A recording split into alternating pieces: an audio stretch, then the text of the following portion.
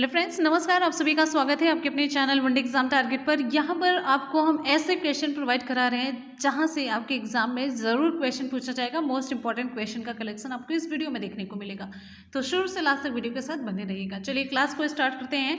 Question है, हाल ही में ICC की 78वीं वार्षिक आम बैठक में 3 देशों को नवीनतम एसोसिएट्स सदस्य के रूप में शामिल किया गया। विकल्प में इन 3 देशों में कौन शामिल नहीं है। आपको बताना है कि कौन से 3 देश हैं जो शामिल किए गए हैं, लेकिन एक विकल्प है ऐसा जो नहीं है इसमें शामिल। ऑप्शन यहाँ पर हमारा डी से हो जाता है हैती। इससे रिलेटेड इंपॉर्टेंट फैक्ट भी कवर करते हैं बिना टाइम वेस्ट किए हुए।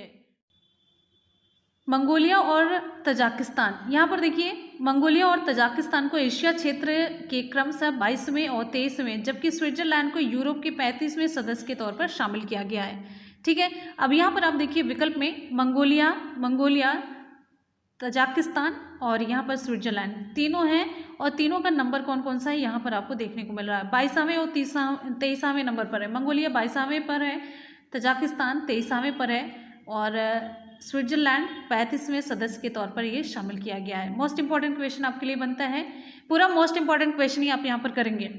और इसी के साथ ही अब ICC की कुल सदस्य की संख्या कितनी हो गई है, 106 हो गई, जिसमें 94 एसोसिएट्स सदस्य शामिल हैं। ठीक है, ICC की कुल सदस्य कितने हैं, 106 हैं, और इसमें से एसोसिएट जो हैं 94 हैं। आगे चलते हैं नेक्स्ट क्वेश्चन। अगला मोस्ट इंपॉर्टेंट, पुरुष टेनिस प्रतियोगिता हॉल ऑफ फेम ओपन 2021 के पुरुष एकल का खिताब किसने जीता। ऑप्शन यहाँ पर हमारा सही हो जाता है option A, Kevin Anderson. Option A सही होता है, केविन एंडरसन है। ठीक है, इससे रिलेटेड इंपॉर्टेंट फैक्ट देखिए, पुरुष टेनिस प्रतियोगिता हॉल ऑफ फेम कहाँ पर संपन्न हुई। ये पुरुष टेनिस प्रतियोगिता hall of fame open 2021 Newport America में संपन्न हुई। कहाँ पर संपन्न हुई, पहला इंपॉर्टेंट क्वेश्चन।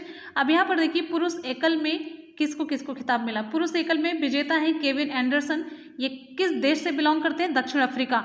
किसी भी खिलाड़ी का जो देश होता है, कहाँ से बिलोंग करता है, वो बड़ा इंपॉर्टेंट होता है। वो विजेता है जेनसन ब्रुक्सबी, ये भी अमेरिका के हैं। उपविजेता पूछा नहीं जाता है। अब यहाँ पर पुरुष युगल में देखिए विजेता कौन है, विलियम ब्लमबर्ग हैं, अमेरिका से बिलोंग करते हैं, और जैक सॉक ये भी अमेरिका से बिलोंग करते हैं। उपविजेता में ऑस्टिन है, ये भी अमेरिका से, और वॉसेक ये कनाडा से हैं। तो ये विजेता ध्यान रखिएगा पुरुष युगल में भी और यहाँ पर आप पुरुष एकल में भी। ठीक है, विजेता बड़े इंपॉर्टेंट है, और साथ ही साथ में देश। अगले क्वेश्चन की तरफ बढ़ते हैं। नेक्स्ट है क्वेश्चन है, हाल ही में विश्व शतरंज दिवस कब मनाया गया। हाल ही में विश्व शतरंज दिवस कब मनाया गया। ऑप्शन यहाँ पर हमारा सही हो जाता है ऑप्शन सी, 20 जुलाई को। ऑप्शन सी 20 जुलाई को मनाया गया। इससे रिलेटेड इंपॉर्टेंट फैक्ट, संयुक्त राष्ट्र महासभा ने 12 दिसंबर 2019 को वर्ष 1924 में पेरिस में अंतर्राष्ट्रीय शतरंज महासंघ की स्थापना के उपलक्ष्य में प्रतिवर्ष 20 जुलाई को इस दिवस को मनाने की घोषणा की थी। ठीक है, चलिए अब उसके बाद ये घोषणा की गई थी 1924 में ना, लेकिन ये मनाया जाता है देखिए अंतर्राष्ट्रीय शतरंज महासंघ की पहल के तहत वर्ष 1966 से दुनिया भर के शतरंज खिलाड़ी के द्वारा 20 जुलाई को अंतर्राष्ट्रीय शतरंज दिवस के रूप में मनाया जाता है। ठीक, चलिए अगले क्वेश्चन की तरफ बढ़ते हैं। नेक्स्ट हमारा क्वेश्चन आप सभी के लिए, एक बार सभी स्टूडेंट वीडियो को फटाफट से लाइक और शेयर करेंगे। एक लाइक और एक शेयर, बस इतना ही। क्वेश्चन है, हाल ही में किस राज्य में सभी जिला मुख्यालयों पर इंदिरा महिला शक्ति केंद्रों की स्थापना की जा रही है। ऑप्शन यहाँ पर हमारा सही हो जाता है ऑप्शन बी, राजस्थान।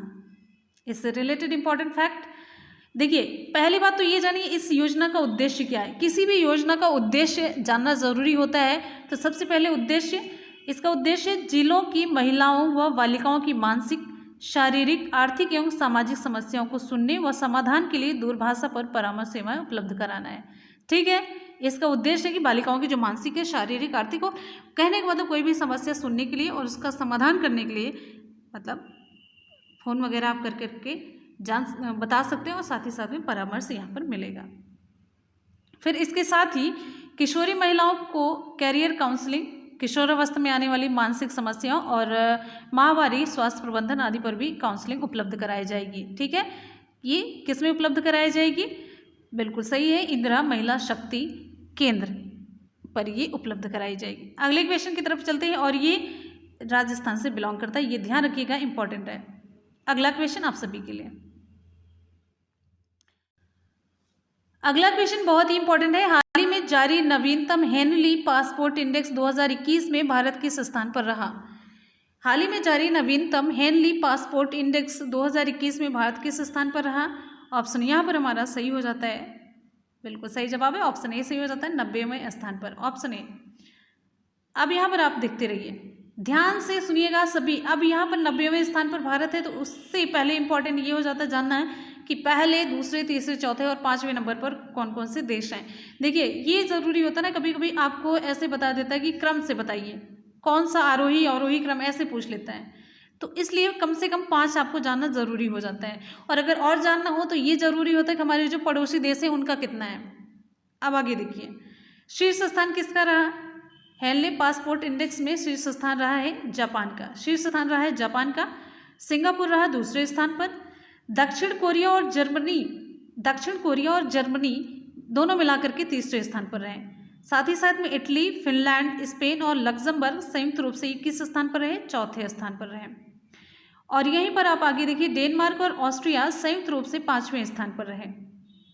5 स्थान तक आपको मैंने बता दिया। अब यहाँ पर आप ये देखिए, इस सूचकांक में भारत किस स्थान पर रहा? 90वें स्थान पर है।